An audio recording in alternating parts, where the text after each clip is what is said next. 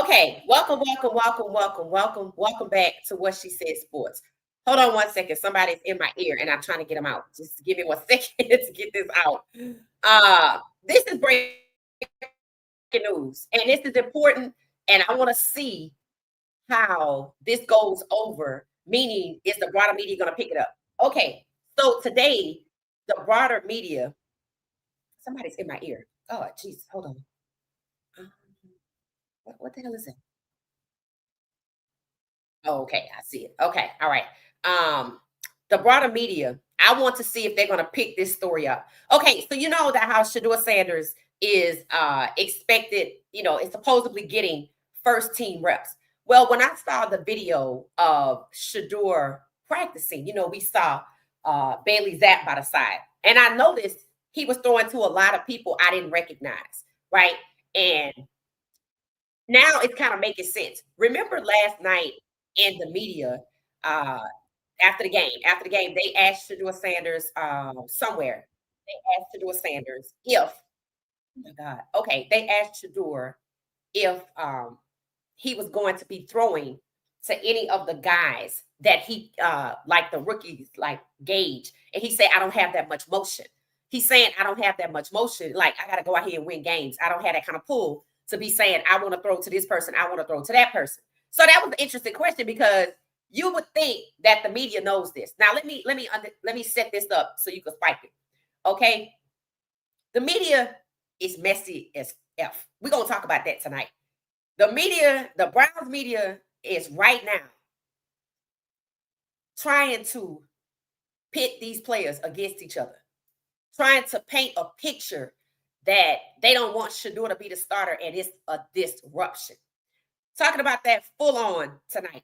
But right now, we're talking about, was the question so random when they asked Shedeur, was he going to be throwing to some of the people he came in with? He say, I don't have no motion. Well, guess what Tommy Rees, the offensive coordinator, said today?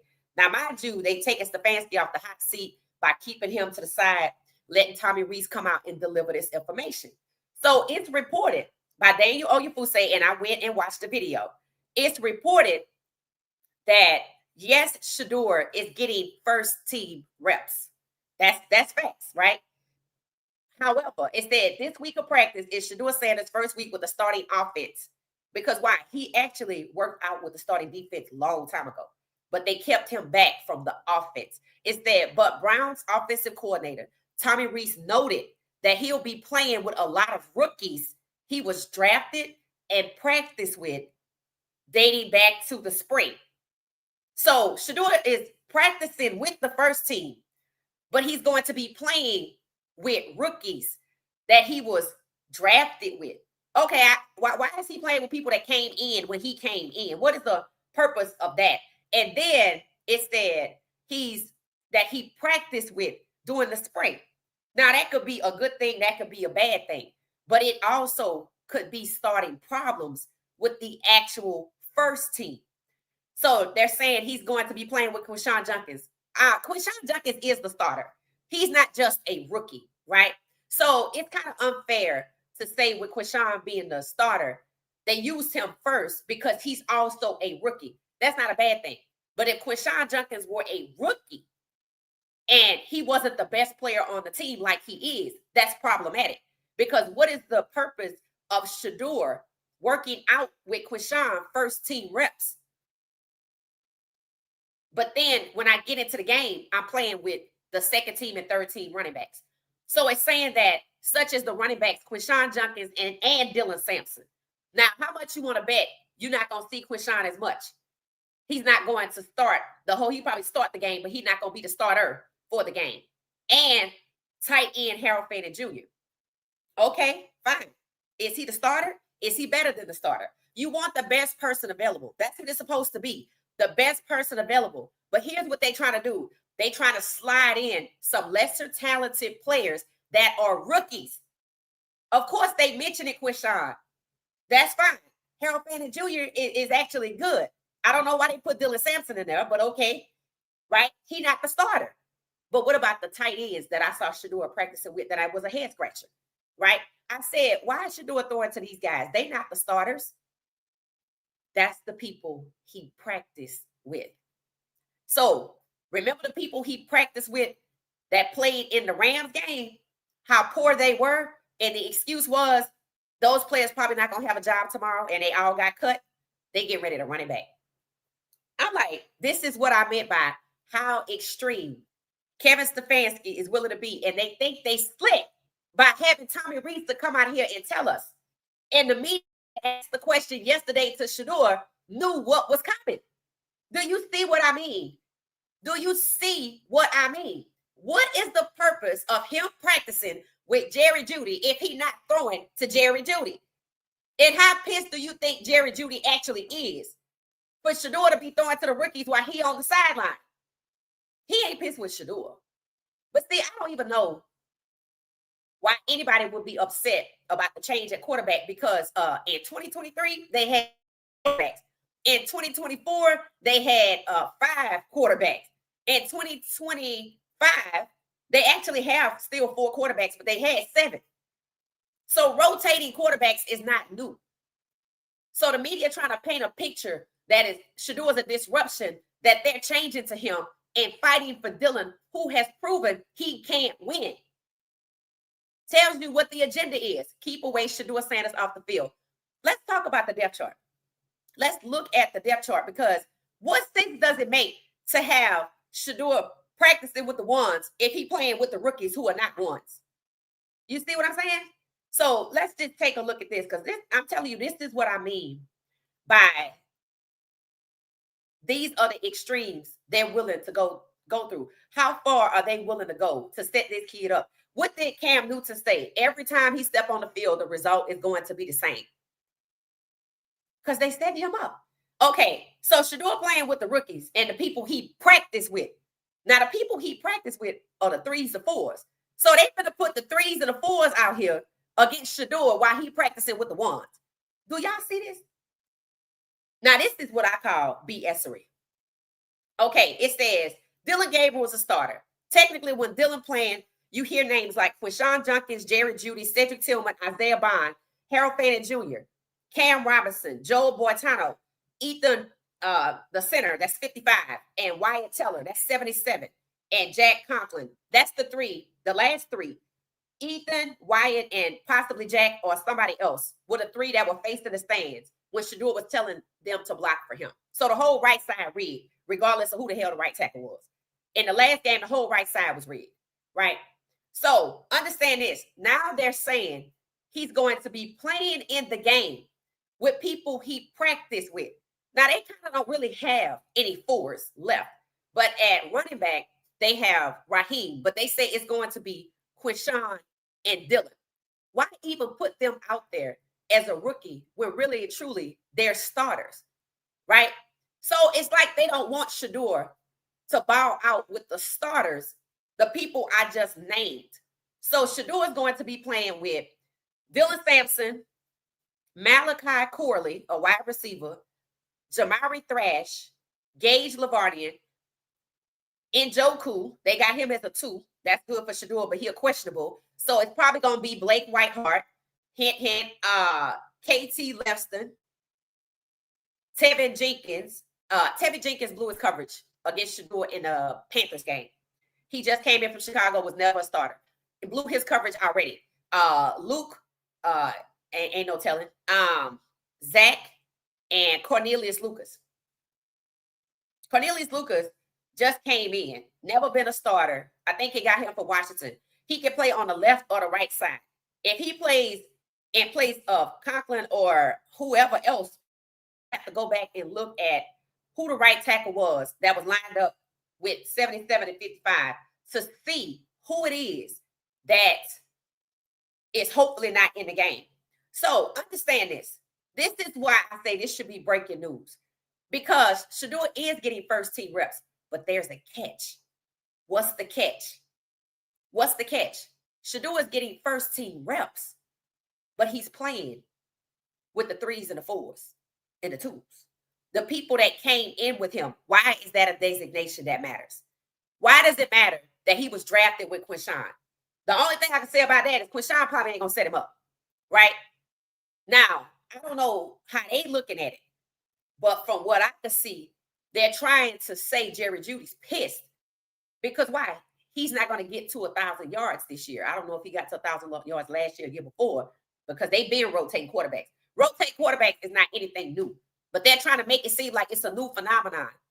But I wonder how many times they rotated quarterbacks, expected the quarterback to win, when the quarterback finally got first team reps, but then he's playing with the 2s, the 3s, and the 4s because that's who he came in with, or that's who he practiced with. What do y'all think about that? Right? Listen to Tommy Rees as he explains the process, right? So understand, it's not new for them to have multiple quarterbacks play in a season. They've had 5, they've had 6, they've had 4. It's not new, but they're making it seem like it's a disruption for Shedeur to play.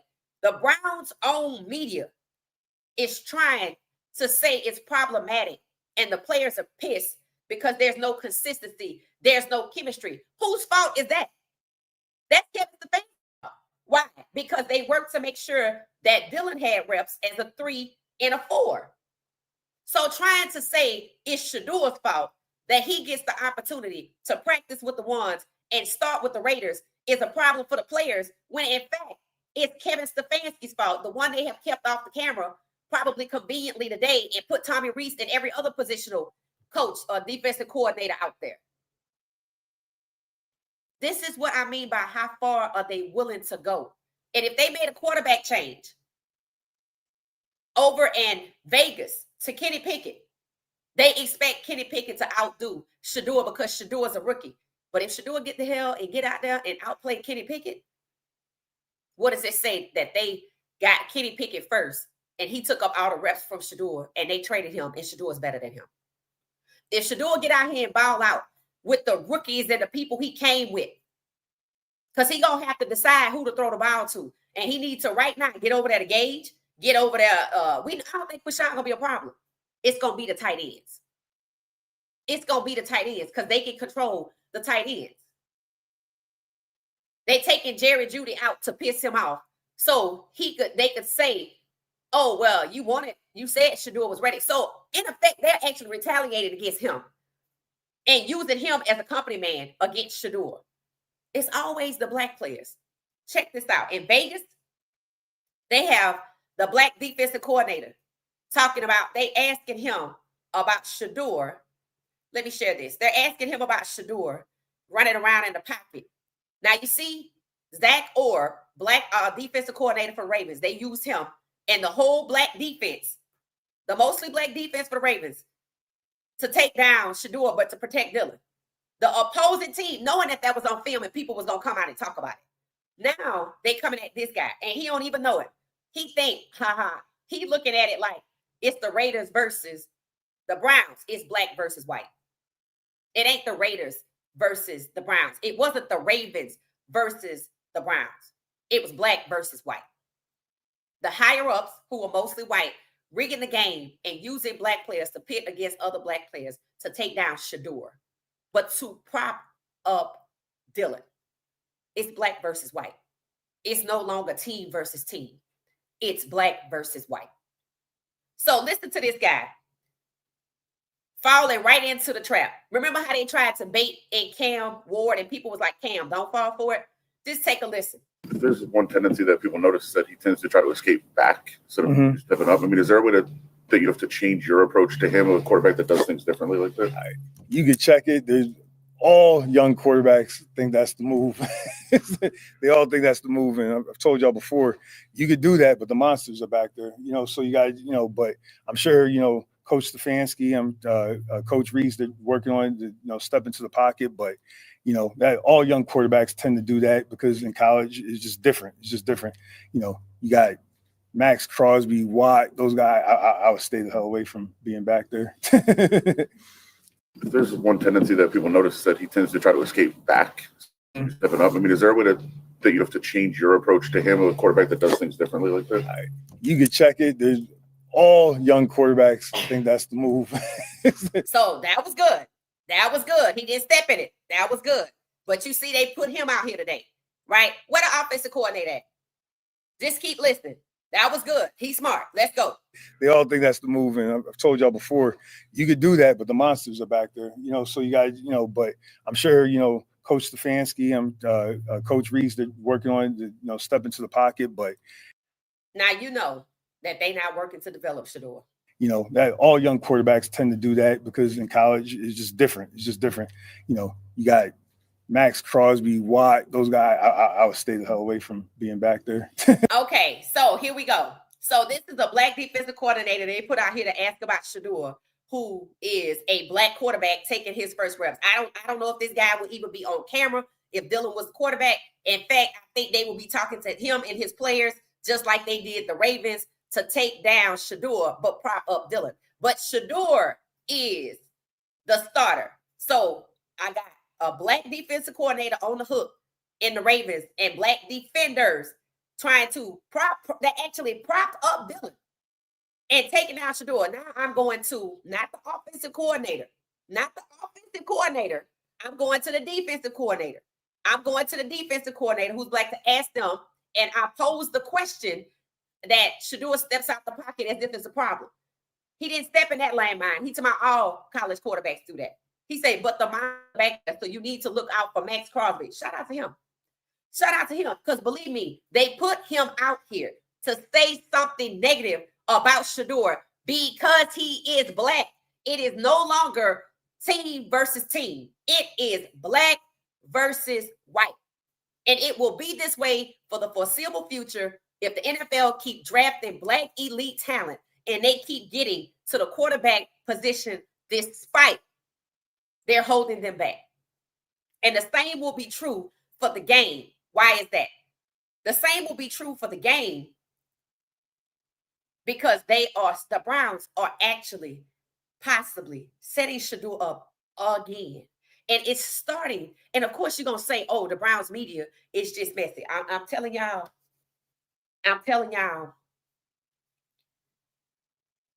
it's supposed to be Shedeur practicing with the ones and playing with the ones, right? That's what you would think, the best available. Why wouldn't he play with the best available? But they somehow they got him playing. They have announced he's going to be playing with the rookies and the people he practiced with. I don't say Quinshon Judkins is a problem. I don't know Dylan Sampson, but he better not be a problem. And Harold Fanning Jr. better not be a company man and be a problem because he wasn't last week. They know that it's going to irk Jerry Jeudy and expect him to say something negative about Shedeur. This is what I mean by these people spend most of their time trying to block Shedeur Sanders. This is what I mean by it. When I say that, I don't know if people believe me or not. This is a prime example. Name a quarterback, including on the Cleveland Browns roster. When Dylan practiced with the ones, did he not play against the ones? Right? So Shedeur didn't even practice with the ones. And he went out here and did pretty damn good considering the old lineman on the right decided they didn't want to block for him after we watched them block for Dylan. And they didn't care about the repercussions of it being seen on camera. And notice how the Ravens defensive coordinator got exposed for going after Shedeur, propping up Dylan, but going after Shedeur, a black defensive coordinator. But notice, I, myself, and a few probably others, podcasters, were the ones to call out the O-lineman. Did you notice? So if you saw people on the Ravens defense with disparate treatment between Shedeur and Dylan, how the hell didn't you see it on the Browns offense?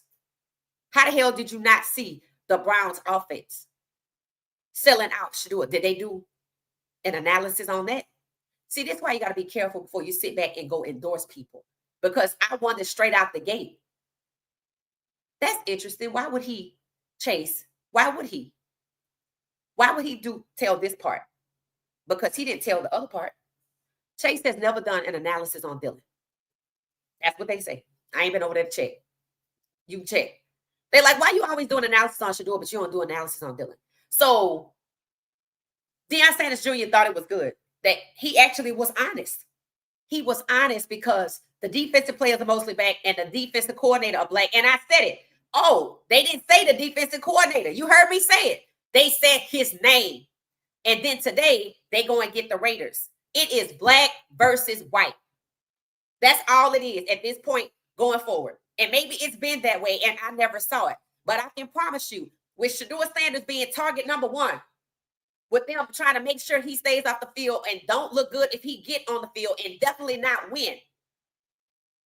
If I went through the trouble to work with the Ravens defense to make Dylan look good, but to hold back Shedeur, why is it surprising to think I would do the same thing in this game? What did Cam Newton say? What did Cam Newton say? It's going to be like this every time he steps on the field. So what does Shedeur have to do? Think he at Colorado and outsmart his own team. Playing with Gage shouldn't be a problem, but I don't know who he going to throw that Hail Mary pass to. Because I don't know. Maybe Gage got it this week. But they know that. They know he could have caught that ball. They probably knew somebody else could have caught the ball. And you have to ask yourself, I say, well, maybe they just don't trust Judy. Maybe they just don't trust Isaiah Bond. I mean, from what I've seen, I haven't seen anything. Judy was one of the few people that spoke out for him. Grant Delpy came out and said he liked playing with Shedeur because he does well. He didn't have no problem. Practicing with the ones to shut you the hell up, to satisfy the pressure. But coming out, and not Stefanski, but the offensive coordinator telling us he's playing with the guys he came in with. That sounds good, doesn't it? That sounds good. What the hell is that about? Playing with the guys he came in with. Playing with the guys he practiced with. What happened when he played with the guys he practiced with the Rams game? They were on the take, and they're not in the league. See, these people keep falling, and not just black people, but these players, whether they black or white, too many of them keep falling for the bait to take down their own quarterback, and they get dismissed. Zach Orr gonna be on a hot seat and fired. You best believe we ain't the only people talking about that. I was very shocked that Chase did that analysis and said his name and not the defensive coordinator. And now you know why. Who they got up here now? The defensive coordinator for the Raiders. So they want desperately to pit these black players against Shedeur. That's all they're working to do. Because they don't want to be the ones on the hot seat. They don't want to put white people on the hot seat. So they enlisted black defensive coordinators, black players to take down Shedeur, their own, under the guise of we're on the same team. Isn't that just like the police? Think about the Memphis police, how they took down that young black man under the shield that we family, we're the same. It's supposed to be Raiders versus Browns, Ravens versus Browns. It was black versus white. And that's becoming more and more obvious, and it will each week. And now you have to ask yourself, was Dylan really injured? Because think about this. They said Dylan got concussed, and they didn't even really touch him. So they planned for Dylan to come out the game with a concussion and put Shedeur in, and they want us to believe that the Baltimore Ravens decided to go hard on Shedeur and take it easy on Dylan because Shedeur didn't want to go to Baltimore. It's not that Shedeur didn't want to go to Baltimore. Shedeur knew they were trying to pigeonhole him behind an elite Lamar Jackson, and he would never play as a QB1. And why should he? He was being drafted as a QB1 until they locked him out. Nobody knew the morning of the draft on the outside looking in, they were going to lock this kid out. Just because they locked Shedeur out does not mean he's not a QB1 by skill set. And just because they locked him out and took him off the board and they lied on him and tried to use something to take him down, doesn't mean his skill set diminished to that of a fifth-round QB. He's not a fifth-round QB by talent. There's no justification for holding this kid back the way they are. It's one thing to be incompetent. The Browns are setting up their own damn quarterback before the Raiders game starts. And it starts by disrupting the locker room, by trying to find black players to pit against get Shedeur because we don't want it to be the white players. Because why? People called out that it was 3 or 2 white players on the O-line that took down Shedeur. So let me go get a black player. They didn't want to get a white defensive coordinator. Let's see what happened when they played the 49ers. What did I tell y'all? I said, oh, they ain't going to put Dillon out there and ask the 49ers defense to go easy on him and then throw the game so the 49ers could lose. Hell no. These people trying to get to the Super Bowl. Not every team is like the Browns. Understand, going into this Raiders game, and Shedeur don't be on social media, but I hope he see this, damn it. He know his team trying to take him down. I'm sure it's in the back of his mind that they had something to do with that damn robbery. And he might not never find out the truth. And we only found out the truth about the prank because why? They got exposed. See, it takes them getting exposed. It took Dillon to get a concussion. No, they planned to put Shedeur in at that time. And a robbery was planned at the same time. None of it was random. All of this is to disrupt Shedeur's mental so he can't go out there and ball out. This is crazy. A whole damn league is spending excessive amounts of time on plotting against this kid so he don't get out there good. That's how you know he's good. That's how you know he's good. And what did they say before the TCU game? He couldn't get it done because he was an HBCU kid. He went out there and was lights out. Lights out. And there was nothing the refs could do. And they hadn't planned to take him down. And if it did, it didn't work. And that's what has to happen. Shedeur got to go out here against all odds again because they are plotting and setting him up to fail by trying to turn his teammates against him so they can have an attitude and drop the ball. They probably already got somebody over there who he practiced with. They actually going against their own processes. We didn't see none of this with Dillon. But because the pressure is thick, give him first team reps, but don't let him play with the first team. So that pisses off the first team, and now they mad and they want Dillon back. They are causing confusion in their own teams. That's how you know this kid is good. Do you see the extremes the Browns are going through? This is why Haslam should be forced to sell. This is exactly what I'm talking about. They never had a first-round black QB franchise, long-term drafted out the first round. But it's about to be one starting in this game. So even though they did everything they could to not draft him, they still drafted him by force. They are playing him despite the fact that they didn't want to play him. So they say, you have to question if Dillon really could cuss. Or did they say that so people wouldn't think that the Ravens went easy on Dillon? But then you got Chase coming out here telling on the Ravens defense, but he ain't say nothing about the Browns offense. This crazy, yo. I'm like, I prayed. And you know what? I had to take a minute before. And all of these kind of just came, right? I had to look into things. I haven't had all day to look into this. Like I planned the show at night. I have time. I didn't have time. I had to just quickly fact check some things. And you know what? I kind of wanted to get a little teary-eyed at just how hard his own team is working against him and just how disgusting it is that they're enlisting other black players and defensive coordinators to take him down, and how gross it is to pit black players who play for the Browns against Shedeur to disrupt the locker room. So they try to disrupt unity amongst black players just to take down Shedeur. If Jerry Jeudy was a white receiver, they wouldn't be talking about him. But Jerry Jeudy spoke out and said Shedeur was ready.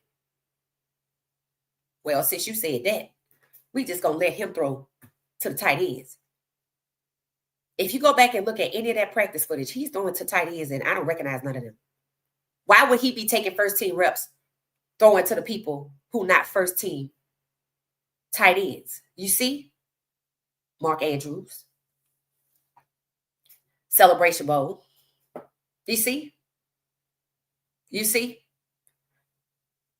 So, did he really get first team reps? Or did he get him one day? And now, since he's going to be playing with the people that he came with, which is ridiculous, which means I'm not trying to win. They do not want this kid to win. So they're going to have to be smart enough to know who to throw to. Thank God he got a sleeve. Thank God he has a sleeve.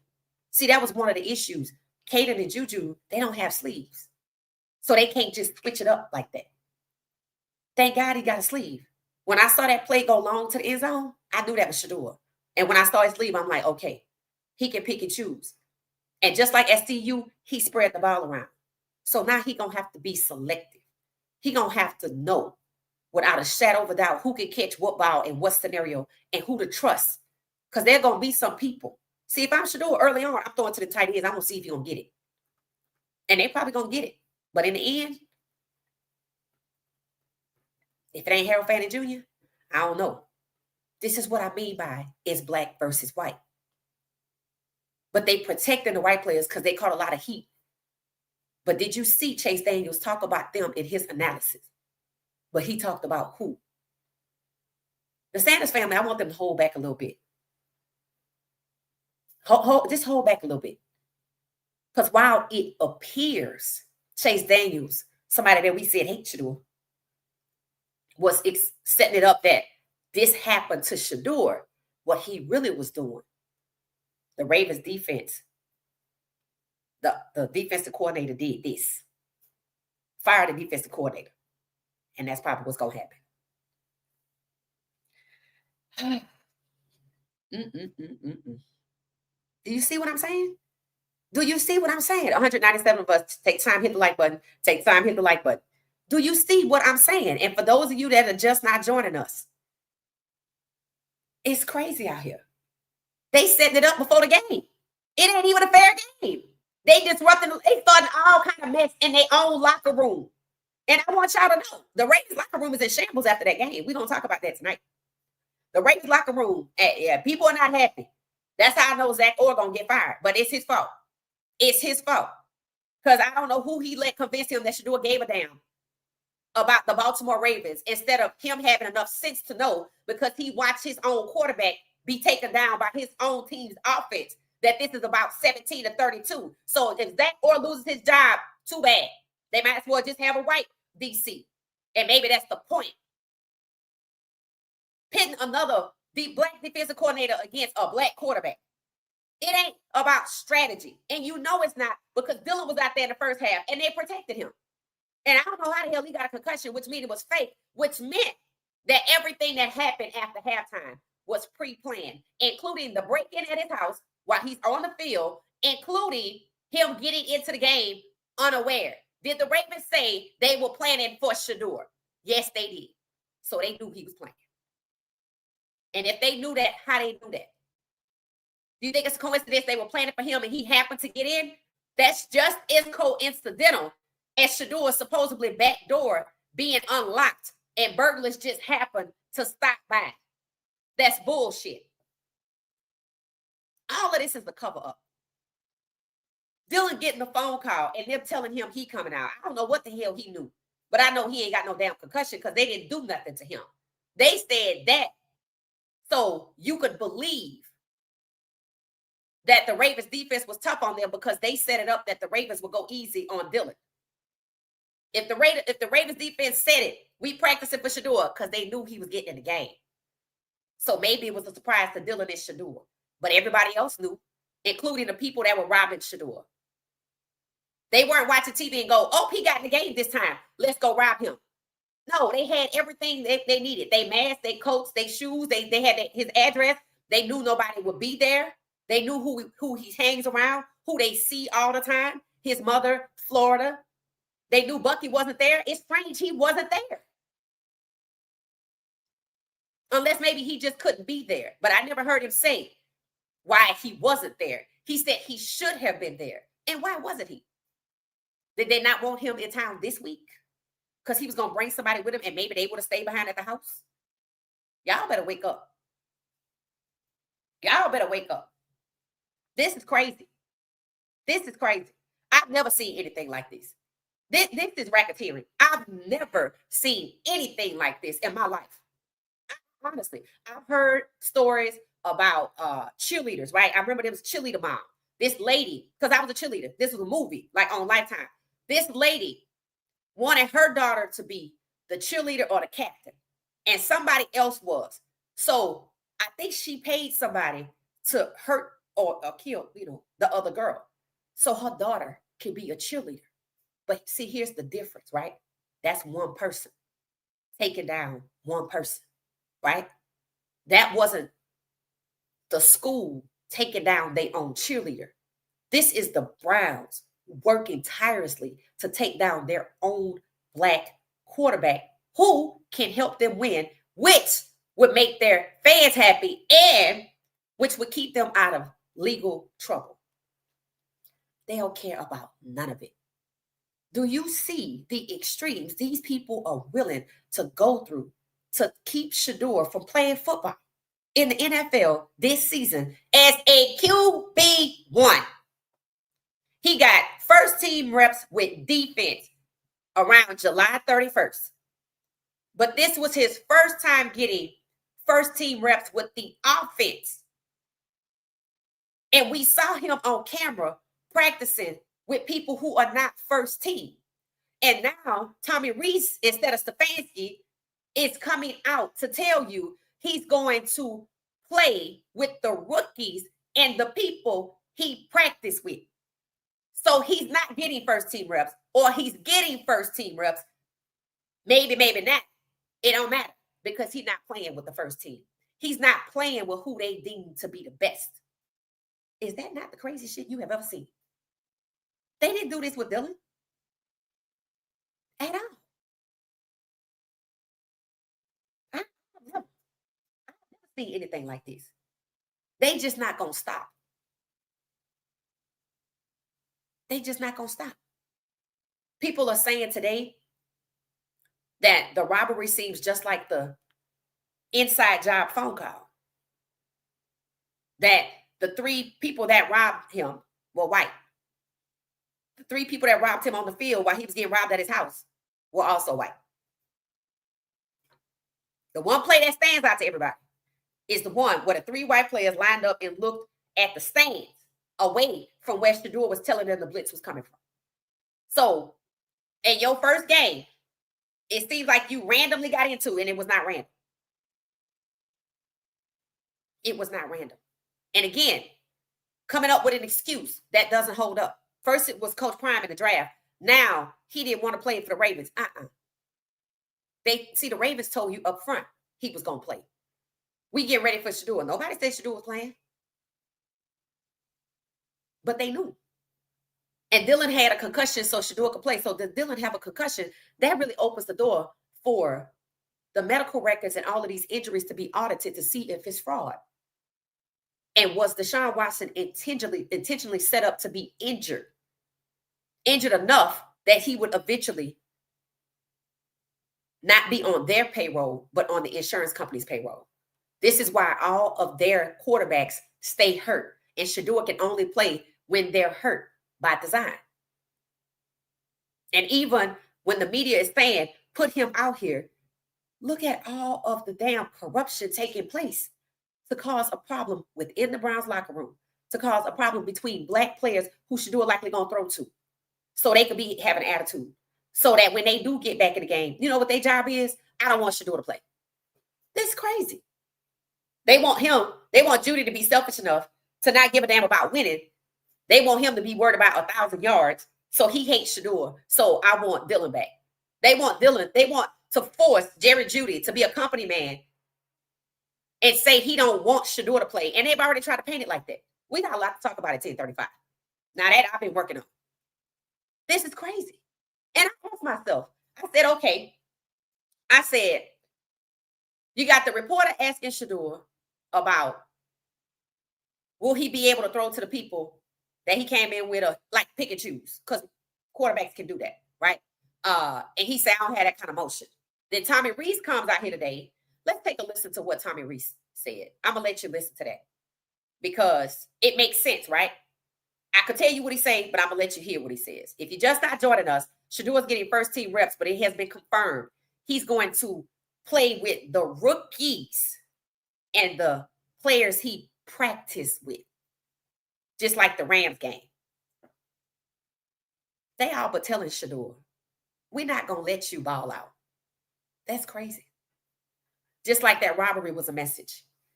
While you over here playing, we're going to get you. And they did at the same damn time. It probably was 6:46 when that damn play carried out. If not, it was close. Or it was third down and he got sacked. See, people don't want to believe how well orchestrated this is or how extensively orchestrated this is. If it was well orchestrated, I wouldn't know. Others wouldn't know. And the fact that nobody's talking about the robbery and the fact that nobody in the media, sports media, that normally talk about Shedeur incessantly is talking about what happened with the Browns offense, but pointing out the Ravens defense. Nobody's talking about in the sports media about Shedeur being robbed. They crickets. Now you know. That was an inside job. Isn't that crazy? That is crazy. They keep trying to throw Shedeur off his game. He's that good. That's crazy, bro. This is what I meant by the Cleveland Browns need a congressional hearing. Now you see it. This is insane. Now you know why they weren't talking about the robbery. Now you know why they weren't talking about the offensive line taking them down, why it was fans that were doing that. It proves what I said. People said tickets to this game went up to $1,100 on a 50-yard line. They don't care about that either. They care about making sure Shedeur Sanders does not become a black quarterback in this league, and not because his last name is Sanders, but because of 17-32, he could elevate the game, and because I said so. Because he keeps getting past them, because God keeps carrying him past them, and they taking it out on Shedeur, and they not going to stop, and God not either. People keep going back to that dream Shedeur had. I'm like, that's God carrying Shedeur. Y'all know the sandfoot prayer, the footprint prayer, where you see God carrying you. Shedeur. These people crazy. They just crazy. They just need to go ahead on and I'll wear red, because you know that that's what it is. And if the league, if they actually wore and had, you notice they don't have no signage and all of these red hats and stuff or whatever that they typically have, because that's who they are. If they had that on display at every single game, what you think would happen? So just because they don't wear it or they hide it or they mask it, does that stop them from acting out? No. And that's what you're seeing. That's crazy. All right, let's listen to Tommy Rees. And I try to give him the benefit of the doubt, but this don't make no damn sense.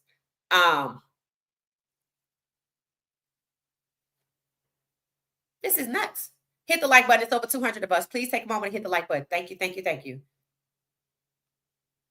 All right, here we go. Just making sure y'all can see my screen. This was today. This is Tommy Rees, the offensive coordinator, telling you what the plan is, even though Shedeur got first team reps that they didn't want to give him in the first place. Yeah, without getting into specifics, obviously, you with any quarterback, with any player, really with any quarterback, you want them to feel as comfortable as possible. For young players like Dylan and Shedeur, that's pulling from a lot of different avenues. That's pulling from things that, they've been comfortable with within your system, things that they like. So that's our number one job, right? You want to make your quarterback comfortable. You want to call plays. You want to put in plays that breathe confidence into them as they hear them, as they call them, plays that they know they can make work. And then you press the guys around them to raise their level of play and play well to continue to breathe confidence into young players and into young quarterbacks. So that's really been the motivation this week moving forward. And had a good first day of practice, had a good walkthrough this morning. So continue to build off of that. What's the realistic expectation for what a week of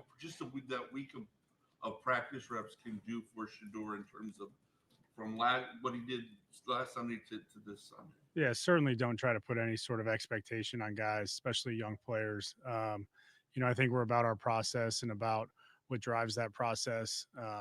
Certainly you look at having a full week of prep, a full week of game planning, a full week of him being in the forefront of your mind as a coach. And he knows that as a player.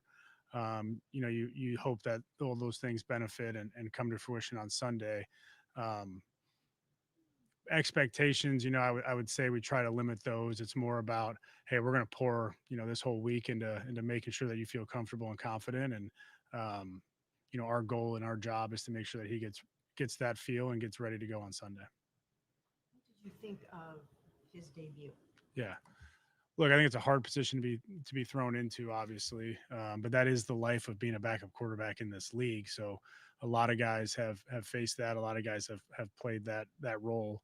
Really proud of the way he fought. We had a chance there going into the last drive and had a chance to really up until the last couple of plays to go ahead and either win the game or tie the game up at the very least there down the stretch. Had a shot there on the second to last play, and obviously the last play didn't go our way, and for a couple of different reasons, but really proud of the way he fought. He stayed resilient. He stayed in the moment, gave us a chance to win the game at the end of the game. And, we'll look forward to coming through on those opportunities down the stretch. So much about trying to create explosives. And you mentioned that play, the second last play, and the one before that, he took a shot. It feels like he has a skill set for throwing the ball deep and likes to throw the ball deep. Is that something you've noticed and something you maybe lean into with him? Yeah, I think again, make him feel comfortable. What are the things that you feel like he excels at? That drive starter, right? He threw a big in cut to Harold that, really got us into position. And in 2 minutes, you're always looking for a chunk at some point to kind of get the drive going and get you in position to have success down the stretch. So, we're going to tailor it to what he's comfortable with, tailor what he's confident in. We have confidence in our guys down the field to make that play. We have confidence in Gage. When the ball was in the air, I truly believe Gage is going to make this play, Right. especially the way that the turn happened and all that. We've seen Gage make those catches in practice a lot of times. And, we have confidence in our guys to make those, and we have confidence in Shedeur to make those as well. When you look back at All right. One thing I will say that's different about this man, he's transparent. He doesn't mind answering questions about Shedeur. He doesn't mind saying positive things about Shedeur. This is why I say Stefanski should be fired. Tommy Rees should be the offensive coordinator. But what y'all haven't heard yet is Daniel Oyefuse reported, right? Yes, that Shedeur had first team reps, right? However, he will be playing a lot of the rookies he was drafted with and practiced with during the spring, such as running backs Quinshon Junkins, Dylan Sampson, tight end Harold Fannin Jr. Okay, understand this, right? When Shedeur's getting first team reps, but not playing with the first team, it's like they're going by the designation instead of Shedeur versus the first team. I'm practicing with the first team, not just receivers. Understand that. I'm practicing with the first team linemen. They didn't draft any linemen. They don't have any rookie linemen. So I'm playing with people I came in with that I practiced with before the season, in the spring. That's not the linemen. The linemen are veterans. So he's practicing with the veterans, but he's playing with everybody else that's not first team. What the hell is that about, bro? And it's being painted, the picture, because he was asked the question, and it's also letting you know it's premeditated. Shedeur, do you think you'll be throwing a ball to any of the rookies you practice with? And what does he say? I don't have that kind of motion. I don't have that kind of motion. And then it comes out that that's exactly what's happening. And then they say Jerry Judy's pissed because he's not going to get to his 1,000 yards. Again, I'd have to go look and see if he got it last year. But if you're new to this situation, this is the depth chart, right? When Dylan started, it was Quinshon, Jerry, Cedric Tillman, Isaiah Bond, Harold Fannin Jr., Cam Robinson. It should have been Batonio, but I don't know where he been. Ethan, Wyatt, and Jack. Okay, I know for a fact the center and the right tackle are 55 and 77. I don't know if the right tackle was Jack Conklin because he has a question mark by his name. I have to go back and look at the film. So that meant Cornelius Lucas should have been, but Cornelius Lucas is black. And I didn't see 3 black people line up and face the stands. The point is, if it were these 3 right here, Ethan, Wyatt, and Jack, and those 3 were on the film, not listening to Shedeur, but saying we didn't understand his cadence. Why am I practicing with these people, but I'm going to be playing with Dylan, Malachi, Jamar, Gage, and maybe not Njoku, Blake Whiteheart, hint, hint, Blake Whiteheart, KT, Tevin, Luke, Zach, and maybe Cornelius. I don't know. What the hell is happening here? Why am I practicing with the group to the left, but playing with the group to the right? And I'm probably going to be playing with Jerome Ford because he's not a rookie, but he practiced with him because he's not first team. So on the surface, it looks like that's a good thing because he should be comfortable with them, but he's not practicing with them. He's practicing with the group under Dylan's name. So it's a mismatch. So he got first team reps that should be with the pros, the starters. But when I get on this game, I'm going to be out here playing with people I played with in the spring. What the hell is that? And I like how they dressed it up. We do what makes the player comfortable. What the hell is that? Y'all really cared about his comfort, but you never gave him first team reps. And you put him out there with the first team last week. And because he looked good with them, with little preparation and no development, now you want to switch it up and put him out there with the first team reps to shut people up and so they can come to the game and spend their money or to satisfy some legal, because they being watched. But I'm going to make him play in a game with people he hasn't practiced with since the start. The extremes these people are willing to go through to hold this young man back is insane. Insane, bro. I mean, I ain't going to be able to get over this because this is crazy. And again, just like they're not talking about his robbery, the media isn't talking about this. That's why it's breaking news, because they should be talking about it. They're intentionally not telling the masses with these oversized platforms that Shedeur got first team reps. They let you think that, but they switched it up and they didn't come back and update that. Do you see what I mean? Hold on one second.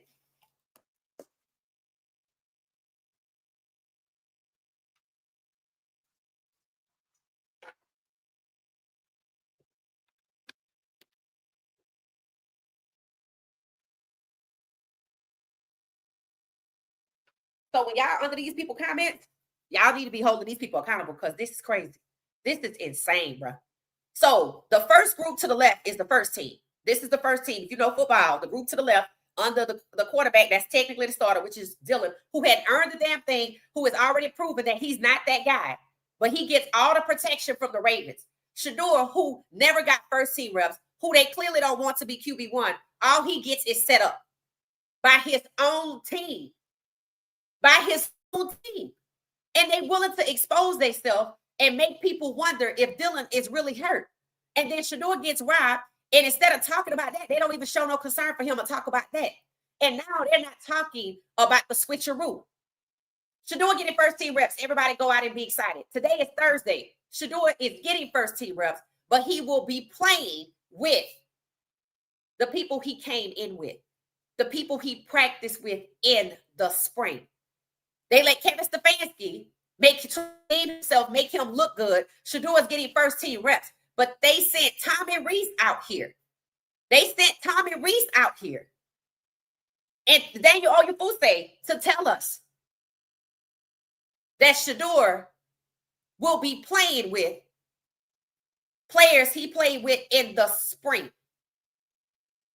not the starters. Practicing with the starters, not playing with the starters. The only starters he gonna be playing with, Quinshon Judkins, and let's see how much time Quinshon Judkins really get in this game. That means it's gonna be not Isaiah Bonds, but it's gonna be Gage. It's not gonna be Cedric Tillman. It's gonna be Jamar Thrash. It's not gonna be the best players. It's gonna be the rookies and the players he practiced with in the spring. Who the hell is that? The 14? They only got 14 players, period. So then it's going to be the third team. Jerome Ford, Blake Whiteheart. Pay attention. That's tight end. And KT Levinston. This is nuts. I have never heard. So now we going from the backup can't get first team reps. So when he gets into play, he got to play with the third team that he practiced with when he was QB3 way back in the spring. It's winter. We have gone from spring to the summer to the fall. It's winter. We celebrate Christmas, and he now got to go play with the people that he played with in August that got cut. So he didn't even play with these people. So they begrudgingly gave him first team reps, sent Kevin Stefanski out there to make himself look good because I know he's the legal liability, and they do too. I told you they didn't care about what Troy Aikman said. They want to make Kevin Stefanski not appear problematic. He's a legal liability.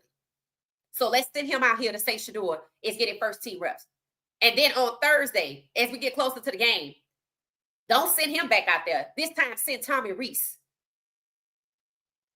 And then the major platforms, y'all don't mention it. So people will think Shedeur is practicing with the first team. And when he gets to the game, they don't know who's on the depth chart. They're going to think he's playing with the first team. When there has actually been a switcheroo. And nobody's talking about it. Instead, they want to talk about Shedeur only got one chance. Why? Why does Shedeur only have one chance? Why the hell would this be his only chance? Dylan has proven he's not the guy. What it should prove to you is racketeering. That's what it should prove to you. It should prove to you racketeering. There is a concerted effort from the top to the bottom, the left to the right, up until he got first team reps to keep him away from first team reps with the offense. They didn't care about the defense because he don't have to connect with them. They gladly gave him first team reps with the defense in July. But guess what? We don't want to give you first team offense because that's who you need to connect with. The O-line, the receivers, the tight ends. And because pressure, because Stefanski is the legal liability. Shedeur gonna get first team reps, and it's the first time he got first team reps with the offense. And now on Thursday, just days later, we're doing what makes the players comfortable. Shedeur getting first team reps, but he gonna be playing with the rookies and the people he practiced with in the spring. And half of them not even here. So some of these people, he not even practicing with. We find plays that they are comfortable with. Okay, that's good. We saw that. But if his O-line is selling him out, is he really going to get a chance to execute those plays? Or if I don't want to put the O-line on the hot seat again because everybody out here doing analysis and pointing it out, let's just put him in with the lesser skilled players and see him climb over that hurdle. So let's pacify by saying he got first team reps. But let's not be transparent and tell him that he's playing with the third team and the spring team. And the way they're trying to dress it up like, oh, this is a good thing. Did they do that for Dylan? You would think people are going to say, oh, that should be easier for him. Easier for Shedeur to play with lesser talented people that he don't practice with because Shedeur practices with the scout team. And they're not playing in the game. Shedeur's not playing with the practice squad.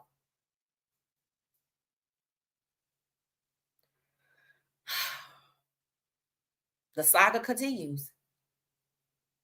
So Shedeur got to go out there after all his excitement and hear, God damn, they're going to try to get me again. My own team. Yeah.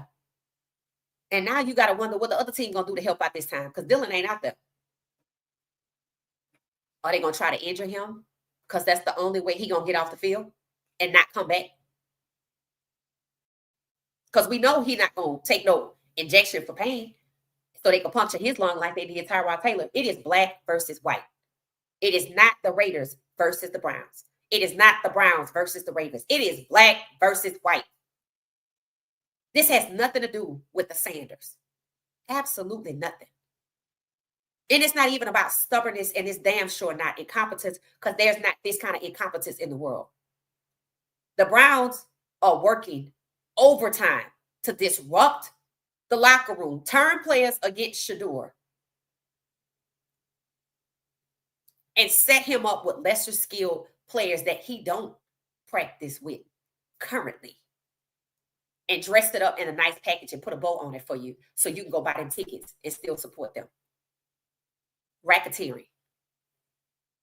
Haslam should be forced to sell. And this is why. This is on him. So let me see what y'all are saying, because this is disgusting. This shit is ridiculous, bro. This is the most ridiculous shit I've ever seen. Like, all of this to hold this kid back. God damn. You would think you just wasn't drafted him. But then he would have went somewhere else and be great, and we don't want that either. So you're trying to control every goddamn thing but yourself and your racist attitudes. God, Jesus. So now you know why the media not talking about his robbery. Now you know why the media is not talking about the offense selling him out, but talking about the black defensive coordinator and the black Ravens. Now you know. Now you know. All right. It said that's probably why Judy was pissed, right? And we're gonna talk about that tonight, because that's a lie. That's why, bro. They so messy, bro. They so damn messy. They want you to think Judy is pissed with Shedeur, but they don't know black people. We talking about that tonight. They should let Judy play. It said, okay. It said, hey, playing with the ones this Sunday. Let's keep it 100. He's prepping all week with the team he's gonna get on the field with. I don't know what you're talking about, but Tommy Rees is on the record. Shedeur is not playing with the ones. Quinshon Judkins is a rookie. Shedeur is playing with the rookies. So they sliding in, but Quinshon is first team. But the rest of the people, the tight ends he's going to be throwing to, the rest of the receivers, the 9 Jerry Judys, the 9 Isaiah Bonds, that's who he's playing with. Keep it 100. Shedeur is not playing with the first team in the game. That's the breaking news. He's getting first team reps, but he's not playing with the first team in the game. They're lumping the first team rookies in with the first team and the third team tight ends. Understand, if you watch the video of Shedeur practicing, you don't recognize those people because they're not first team and they're not second team. It's the people that made the cut from the spring. So getting first team reps was to shut you up. That's what it is. Getting first team reps was just to shut you up. Here's the clip right here. All right, so we'll see if we can get some jersey numbers off these people. All right, I think I shared this yesterday. Gage, is Gage a starter? I think Gage is second team, right? Because the starter is hurt. Let's see right fast. Let's see. This is crazy. This is crazy. So Shedeur not playing with the starters. They said, okay, just let him play with the rookies and the people he comes in with, and that'll make him comfortable. The first team people, a lot of them were cut. Why wouldn't I be practicing with those people all week? The people that make him comfortable. Why wouldn't I be practicing with them? Of course, that's going to piss off the starters. They trying to start shit in their own locker room. They don't want the players to support this young man. And many of them have, including Jerry Jeudy.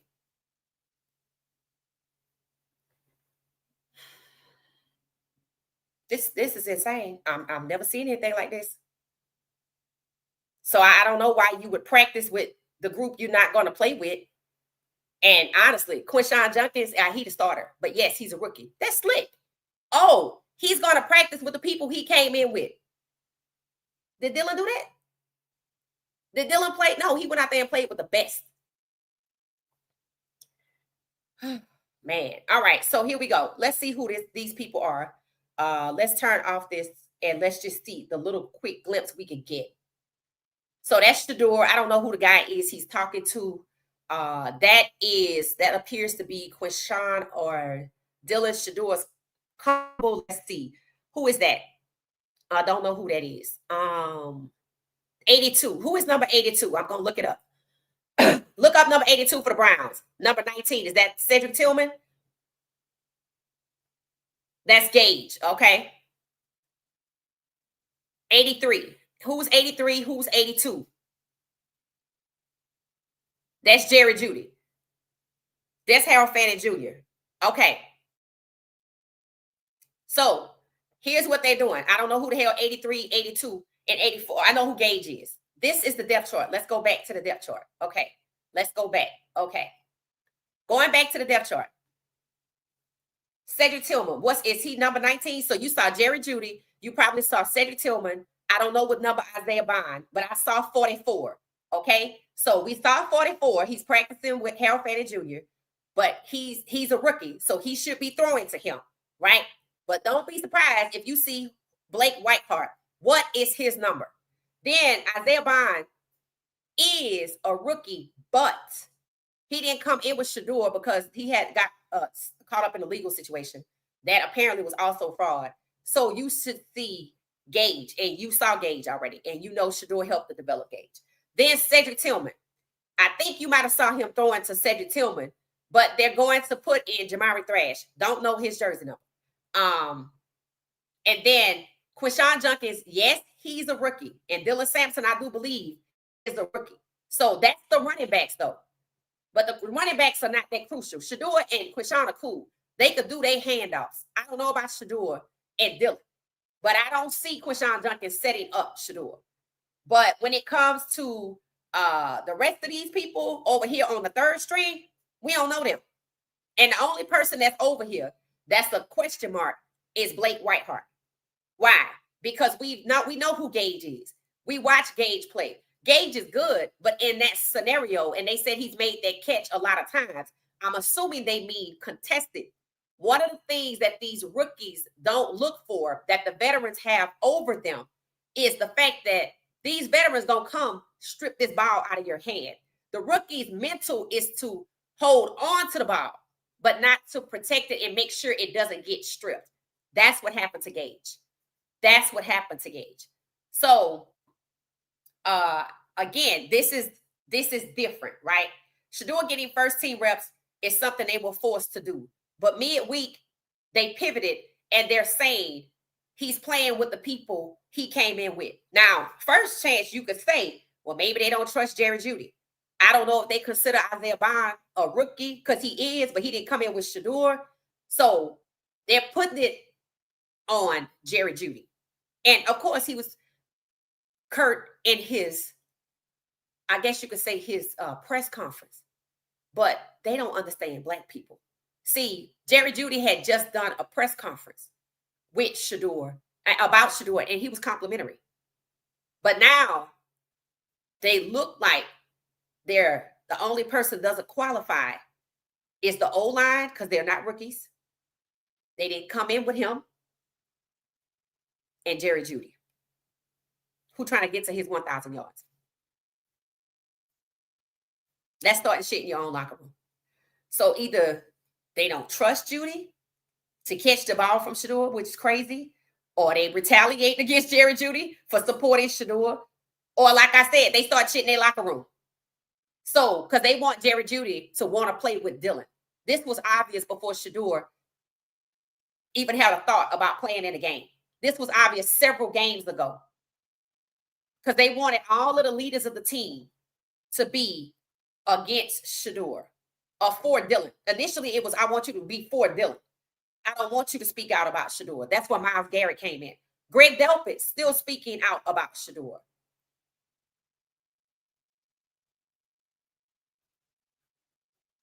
And the media asked him about it before it happened. That's how you know it's pre-planned. Do you think he's going to be throwing to the people that you were playing with already? Yeah, I don't know. He threw to Gage. So I don't know why that question had to be asked. He came in with Gage. But then it happens. And it's direct opposite of the first team reps. Outside of the running backs. What matters is what? The damn receivers and the tight ends. So let's see, even though Harold Fanning Jr. is a rookie and a starter, let's see if he's the go-to person or if it's somebody he hasn't practiced with since the spring. So, I mean, it's just like the fake competition. What is the point of having a competition if Shedeur won the competition? He outright won. It could have been QB1 because he had the stats. He was the best quarterback that they have. He still is. Even with Flacco there, he still was.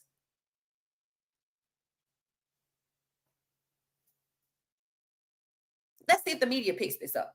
Let me see what y'all are saying. Shout out to y'all. It's 200 people. Hit the like button. Subscribe if you're new to the channel. This is crazy. Nobody's talking about the robbery, but not even being messy. Okay, it said what? It said what the what? Yeah, it's crazy. Let me put it on the screen. People who are just not joining us. What has transpired that hasn't been discussed widely? So basically, all they have going forward is trying to dress Stefanski up and make him not appear racist against Shedeur because there's one hell of a lawsuit that Shedeur has, and maybe they broke into his house to get the evidence of that. Understand? The purpose of that break into Shedeur's house was to get evidence or to extort. Understand? Nothing else. Because they didn't take nothing, work nothing. Yeah, $200,000, but Shedeur got more than $200,000 worth of stuff in his house. So there you go. It said the man looks like he lost all enthusiasm. Hey, how you doing? It says Shedeur is so happy to be QB. He is the man for the job. I believe that everything will go the way he wants. No, we hope that everything will go the way he wants, despite his own team out on the prowl to set him up again. Okay. And to cause friction in the locker room. It said they keep creating false narratives. Yeah. It said Browns media will be eating crow after Sanders' Vegas debut. We gonna see. Because like Cam Newton said, every time he step on the field, it's gonna be the same thing. And Cam ought to know. It said these rookies are already playing, right? And what is that doing? It's upsetting the veterans, creating friction in the locker room. So the veterans will push for Dylan to come back out, even though he's not good, because they're supposed to be selfish and just want to play.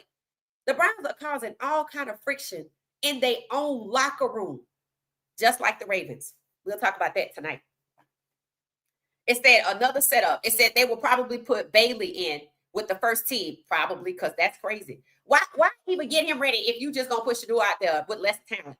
It says Shedeur has gone through the valley of the shadow of death since the draft. I totally agree. Cleveland is where his journey begins. It will end the season with many wins. I don't know if he's gonna get these wins. All I know is Shedeur, we know what he can do, right? We know he can overcome. But I'm sorry, just because he can overcome, we should not sit by silently while they continue to set this man up. This is crazy shit I've ever seen. This is an all-out public assault within an organization to take down their own quarterback. Let that sink in. When Tom Brady went out there as a backup and got QB1 and came back the next week, it was QB1. Was he out here practicing with the spring team? Was he out here practicing with the rookies? I mean, was he out here playing with the rookies but practicing with the spring team? I bet no. Was Dylan out here playing with the spring team? No, he was out here playing with who? The first team. Why they didn't make him play with the third team and the fourth team? Why they didn't give him lesser talent? They gave him the best and it didn't work, and they want to say, well, he's not good. He had all the reps and he not getting no better. He get worse. This is crazy. And now a possible fake concussion. It said chemistry, rhythm, and trust. Go with the guys you've been putting the work in with. They've got his back, and they're not letting passes slip from the hands that keep them moving forward. So you think it's a good move, and you don't see how this is going to tear the locker room up and pit players against Shedeur like Jerry Jeudy that the media is actively working to do. I see what you're saying, but see, here's the problem with that, right? That's how you destroy your team. Shedeur should have had first team reps from the beginning, and he'd be out there practicing with the first team. He'd be comfortable with the first team, and he'd be practicing and playing with the first team so they can win. All of this musical chairs is designed so he doesn't win. I'm practicing with the first team, but I'm playing with the third team or the group of rookies. I'm playing with lesser talent, but I'm practicing with the supposed to be the elites. That doesn't make sense. He might as well just start practicing with the third and fourth team, which means he's not getting first team reps because he's not playing with the first team. So it gives you the appearance that this is a good thing, but it's going to rip that damn locker room and team apart. And that's the plan. We don't want Shedeur to play.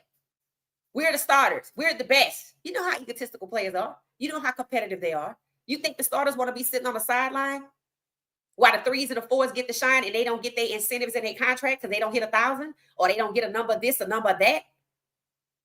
You don't see how that's just going to disrupt this team? And all of this is happening because they refuse to give Shedeur first team reps. This is why I say fire Kevin Stefanski, force Haslam to sell his team, congressional hearing. And yeah, I know what Congress is right this moment. But what is my motto? The way things are today, they may not be tomorrow. Who knew Shedeur was playing against the Raiders? Who knew Shedeur was playing second half against the Ravens? Besides the people that robbed him in the Ravens defense. Who knew that? Things have already changed. But as much as things change, they keep resisting and fighting against it to take this young man down.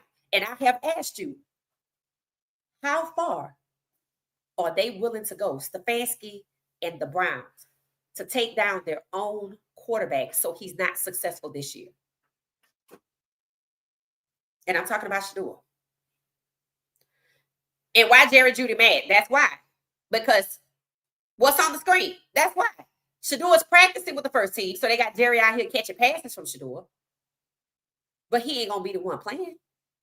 That hurts him, his stats, his contract, messes with his money. And y'all know how people are when you start messing with their money. That's why Jerry Jeudy looked pissed.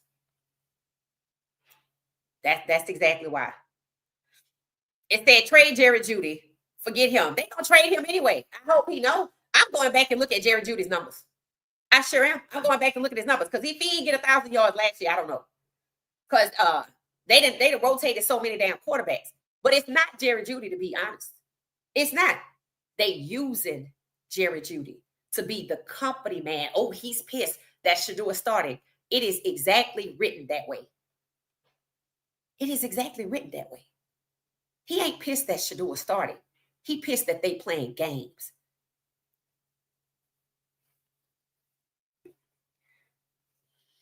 It said they took Jeudy out the game. That last play, I think that's why he was mad. And yeah, could be.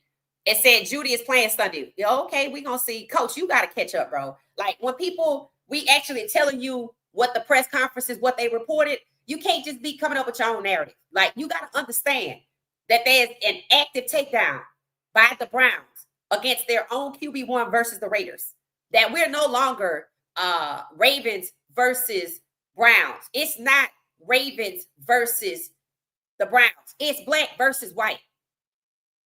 And they using Jerry Jeudy so they could say, oh, he was mad that Shedeur started. They trying to tear apart their own locker room. If some people can't be the captain, they're willing to take down the whole damn ship. So Shedeur is the captain of this game. The QB1. The Browns are willing to take down their own damn ship and disrupt their own locker room.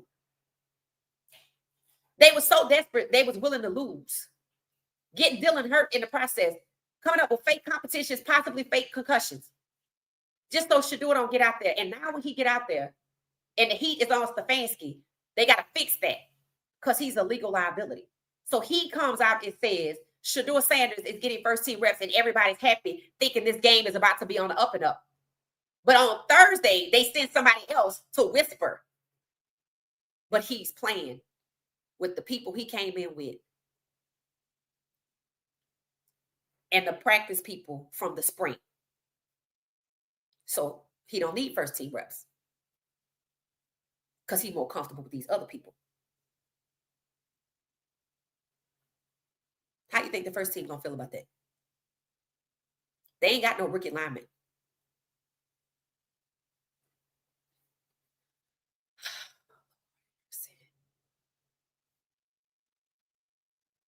Yeah, that's what's got Jerry Jeudy upset. And that's what it's supposed to do. It said, has anyone seen the Raiders podcast? They're in panic mode talking about they can't let Shedeur beat them. And they are 17-0. Right. They 17-0 versus rookies. They keep talking about will Shedeur break the record. You got the Browns setting up their own quarterback. You got Shedeur practicing with the ones so we can shut the hell up while Shedeur is going to play against the people he came in with. The spring team and the rookies he came in with. Jerry Jeudy, Dylan Sampson, Harold Fanning Jr. But the wide receivers are the ones that got to catch the ball. The tight ends are the ones that got to catch the ball. And then the O-line don't have no rookies. But nobody talked about them selling out Shedeur last week. So if the receivers would have caught the passes, the O-linemen and what they shenanigans were wouldn't have mattered. Their takedown, their setup wouldn't have mattered. Now, we know Shedeur practice with Gage. He developed Gage. But you see what happened at the end of that pass because he's inexperienced. So you're going to put him out here with people like Gage who are inexperienced. I don't give a damn how many balls you catch in practice. You could be a practice warrior all day. When you get out here against these goddamn veterans, and if you're not good enough to be a QB, a wide receiver 1 or a tight end 1, but you're a tight end 3, if you're a tight end 3, you have not had enough experience to go up against contested against the ones for the Raiders. You're going to get bullied like Gage. And that's the plan. Well, that's who he was comfortable with. He didn't ask for that. He said it. I ain't got that kind of motion.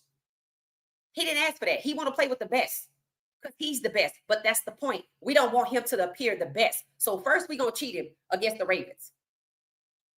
And then now, we can't keep doing the same thing. We got to switch it up. Let's put him out here with the lesser talented and dress it up as he's comfortable with them. Who the hell the Raiders comfortable with? The Raiders are going to get ready to play third teamers and rookies and fight them for Shedeur Sanders' perfect passes. That's some bullshit, bro. That's crazy. I've never seen anything like this. They didn't do this for Dylan. They didn't give him lesser talent. They gave him all the best talent, and it still didn't work. But Shedeur can't get the best talent to go against the best talent. The Raiders are about to go, and I know the Raiders have know about this. The Raiders like, well, damn, we finna play against some rookies who don't have the experience to know certain things like Gage. And we finna play against lesser talented people with hands who also are lesser talented and have don't have the experience to know what to look for. God damn, they are just increasing the degree of difficulty, not the Raiders. The Browns are increasing the degree of difficulty for Shedeur to exceed their own quarterback. That is crazy. The Browns are making it harder for Shedeur to succeed. And at the same time, trying to present Stefanski as someone who's rational. It should be there. It shouldn't be fired. It said it's crazy.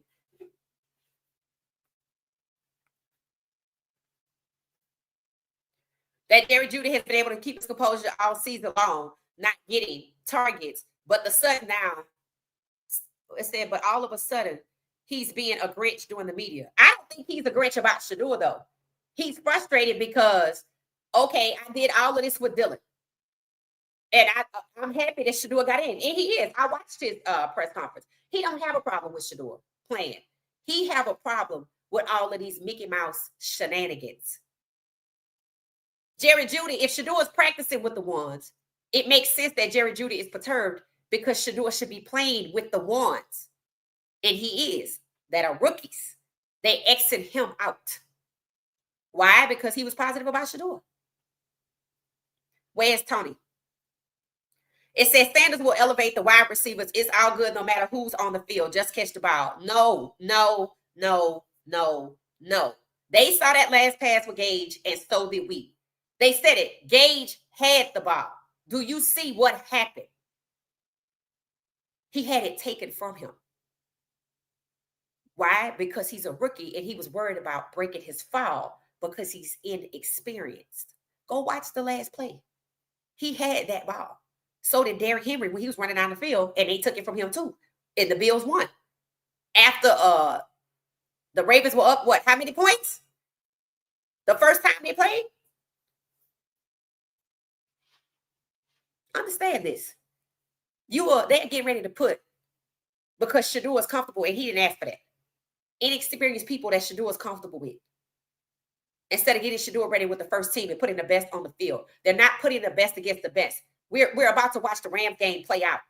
We're about to watch the 5th team, 4th team, 3rd team, spring team, 2nd team get bullied by the Raiders. And then it's going to be Shedeur's fault. And then Jerry Jeudy pissed in the locker room going to be tore up from the floor up.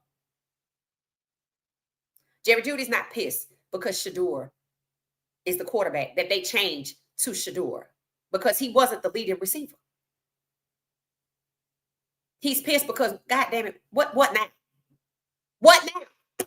I just want to get to 1,000 yards. So they using him to pit him against Shedeur like Zach Orr was pit against Shedeur. Zach Orr is the defensive coordinator for the Ravens. And he was exposed, but not the Browns O-line, black versus white. I ain't worried about Jerry because I know black people. Jerry Judy is not pissed at Shedeur. That's the picture they're painting. I saw Jerry Judy's full interview. That's why we're going to look at it tonight. I'm going we're going to solve that. We're going to put the facts straight. They don't know black people like that.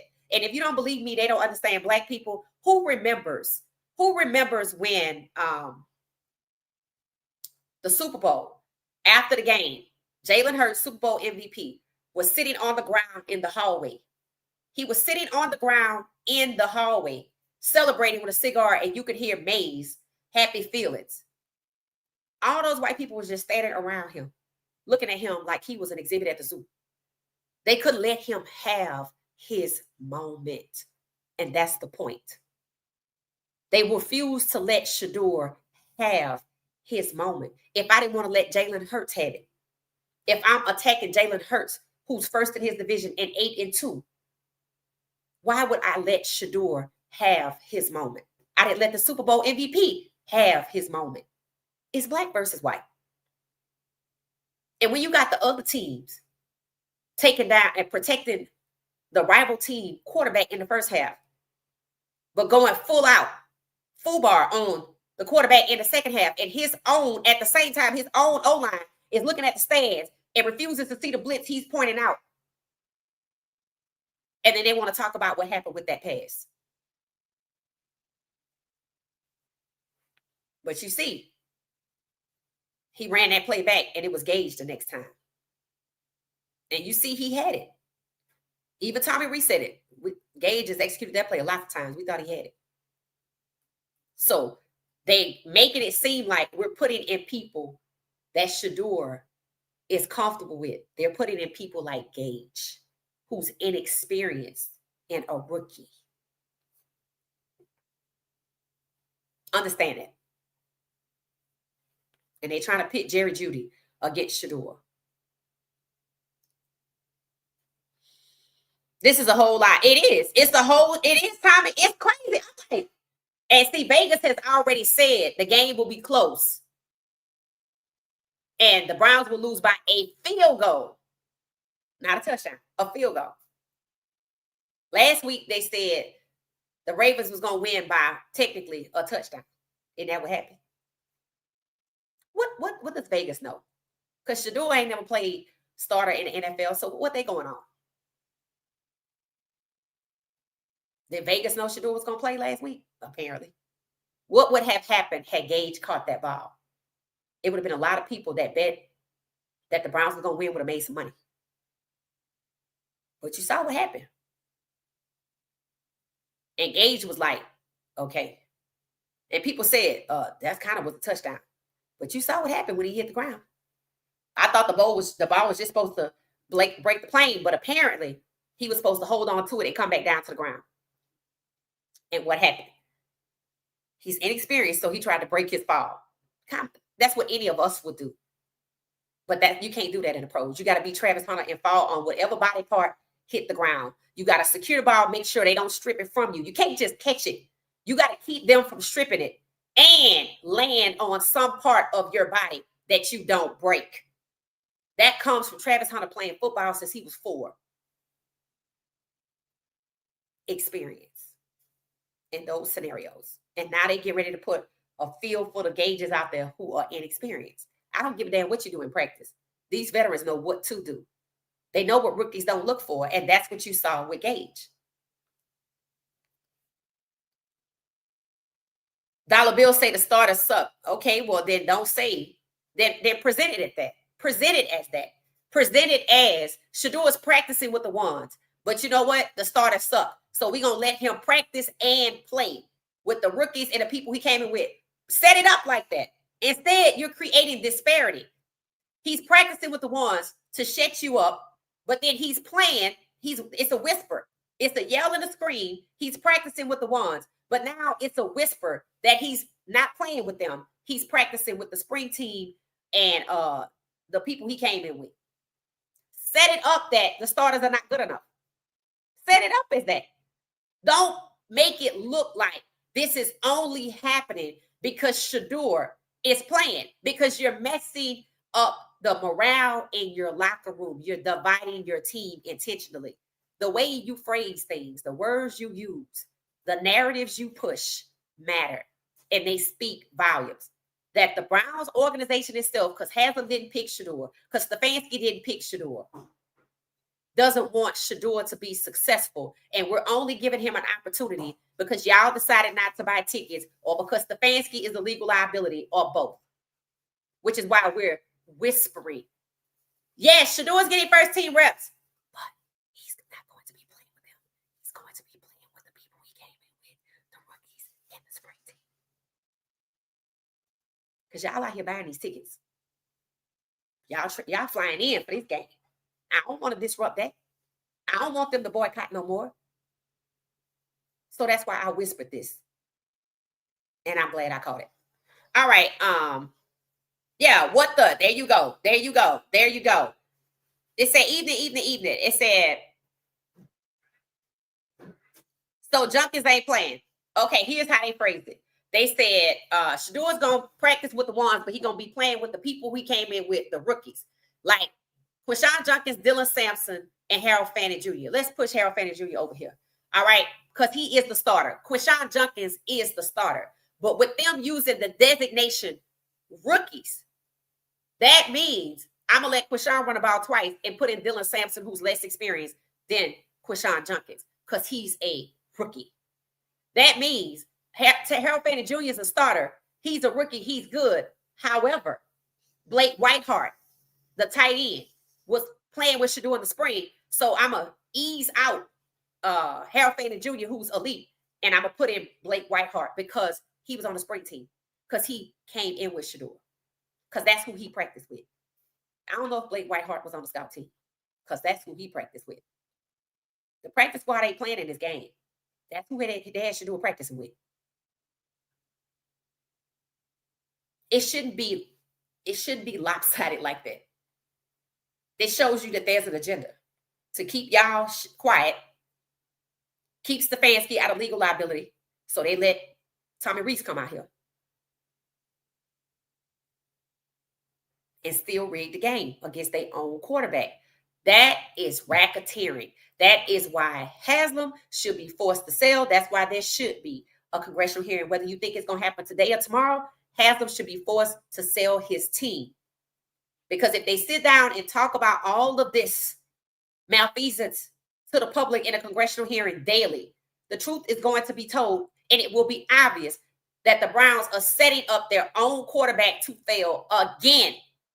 Like Cam Newton said, it's going to be like this every time he takes the field. I see that. What does that mean for Jerry and Cedric? It means they're not going to get their numbers. Are they still playing? And why are they switching up the first team? Like Jerry said, they need reps, right? Yeah, they don't want them to be comfortable. They don't want Shedeur to build chemistry with Jerry Jeudy, Cedric Tillman. Y'all saw Shedeur throw about to Cedric Tillman, and it was good, right? Right? You saw him throw to Harold Fanning Jr., right? Now he should be the one out there every time, right? Watch you see Blake Whiteheart, because that's who I saw in practice. The designation of rookies and spring team opens the door for manipulation to put in lesser talent. Yes, Jeudy is a baller, but he ain't a rookie, so it ain't gonna be him. Yes, Harold Fanning Jr. is a rookie and he's a baller, but it's gonna be Blake Whiteheart. That's what it is, guys. That's what it is.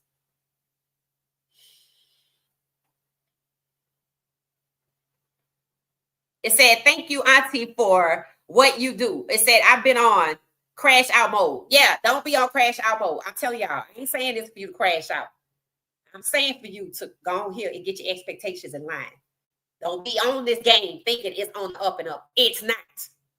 The last one wasn't, and this one already is not. It's not team versus team. It's black versus white. It's pit black against black to take down black versus white.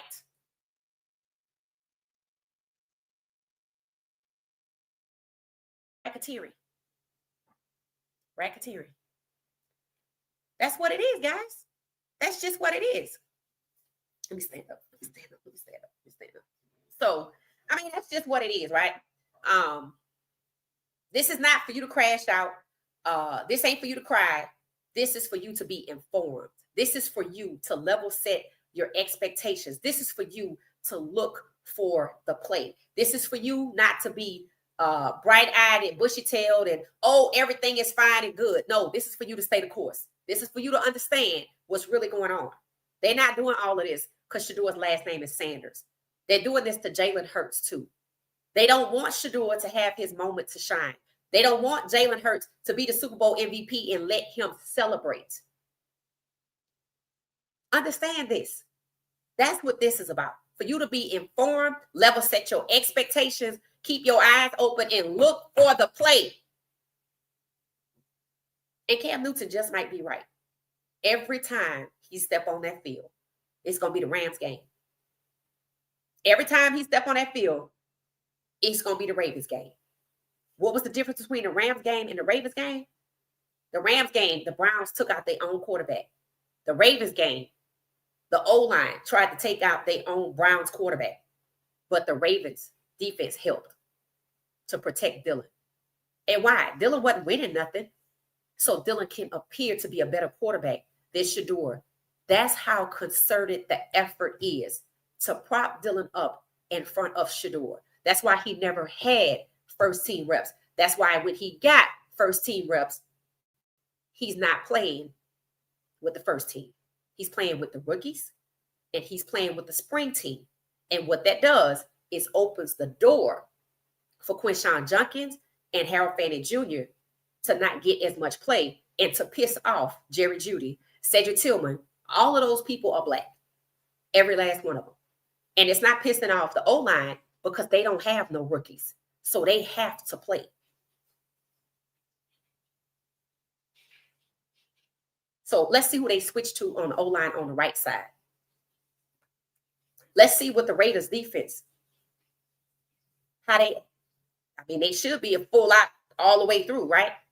But they know they playing against rookies and the spring team. The Raiders know this.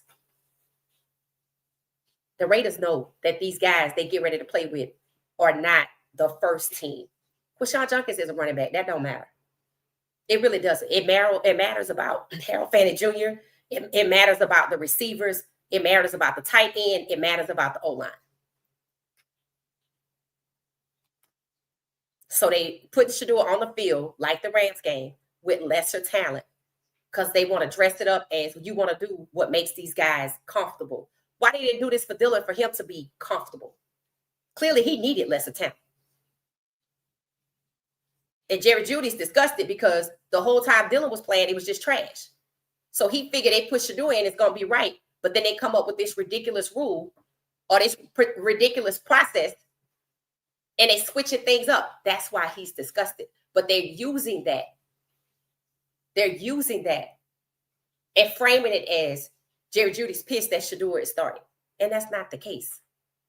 That's not the case at all. And they don't even know black people, so they need to shut up. They need to shut up. Thank you, Fela Speaks. I appreciate you, but don't crash out. I don't want you to crash out. That's not the point. I don't want you to crash out. It said even Coach Prime getting fed up. He said what he could at the press conference about Shedeur first game. Oh, really? I heard it. We're gonna talk about them tonight. I heard Coach Prime say Juju's hair is all braided up. So nobody we pulling on his hair. I'm like, is Pat Schumer still over there? Because that's what I care about. And yes, I saw Brett Bertolone. Running the offense in the practice. But whose plays is it? Whose schemes is it? That's what matters. Just like Tommy Rees being put on the camera today to whisper that Shedeur is not playing with the starters that he's practicing with. That the Cedric Tillmans and the Jerry Judys will not be playing. And how disruptive that is to the process. That it's still Kevin Stefanski's show. They just protected him because the fans coming for him. And so are some lawyers. Facts. I mean, that's what it is, right? That's just what it is. Thank y'all for the super chat. I appreciate that. That's just what it is, right? So y'all need to understand something. I don't want you to crash out. I don't want you to be upset. I want you to be informed. I want you to know what time it is. I want you to have your head on straight about this game and do not expect it to be on the up and up, because the things that are happening to make sure that it goes against what Shedeur's skill set looks like, to make Shedeur look bad, is already happening by his own team. And when y'all out here talking, y'all need to be out here pointing out what the real deal is, not what they shouted from the mountaintops trying to make Kevin Stefanski look unproblematic, that he's getting first team reps, that they chose to whisper, but he's not playing with the first team. Talk about how the Browns are trying to take down their own quarterback. That's huge. That's racketeering. That's illegal. That's corruption. That should be the conversation, not whether this is only Shedeur's only opportunity. It don't matter if it's his only opportunity if the Browns are setting up their own quarterback again. And I said that when people were on X saying, oh, well, Shedeur's going to get his opportunity. I said, but are the Browns going to set him up to fail again? So they think the only thing they need to change is just take Stefanski off the camera, but still set up Shedeur and let somebody whisper it instead of the media talking about it. That's the only change they're willing to make. To be different when they set up Shedeur this time, so it's not as obvious as the Rams game. And we're going to blame it on the inexperienced talent that we're having him to play with, but we're not going to tell you that. We told you he practicing with the first team. You assumed he's playing with the first team. You assume he's playing with the best. No. And the Raiders know that the best veterans for the Raiders, the best football players in the world for the Raiders, getting ready to come out here against the spring team, it's rookies. Because that's what Shedeur is comfortable with. Shedeur didn't ask for that. What did Shedeur say? I don't have that kind of motion. Premeditated. Everything they do is just premeditated. And I told y'all, it's so many people trying to take this kid down. It just don't make no sense. But they work for the Browns, or they work for the Browns media. The Browns media and the Browns are trying to take down their own quarterback, Shedeur Sanders, QB1, because he's the captain of the ship. And if they can't be the captain of the ship, meaning a non-black quarterback or a non-Shedeur Sanders, they're going to sink the whole damn thing. The Browns. The Raiders don't even need to beat the Browns. The Browns are self-defeating because they don't want Shedeur to have his moments. Not even just one moment. He can't have no moments. Why they draft him then? Racketeering. All right, so we'll be back. Thank y'all for watching. Let me know tonight how many times people talked about this story that Shedeur is practicing with the ones that they told us that they were, but he's actually playing against the spring team. Let me know. Let me know. Let me know. Shout out to Daniel Oyefuse. Excellent reporting. Excellent reporting. Now let's see how many people talk about it. And that ought to explain to you that they are all in on it. Keeping away Shedeur from having his moment as QB1, from winning the game. All right, y'all. Thank y'all for the super chats. I appreciate y'all. Again, thank y'all for joining me today. We'll be back tonight at 10:35. Shout out to Kiteo. I appreciate y'all hanging out today. And shout out to Jay. Thank you, Jay, for the super chat. I truly appreciate it.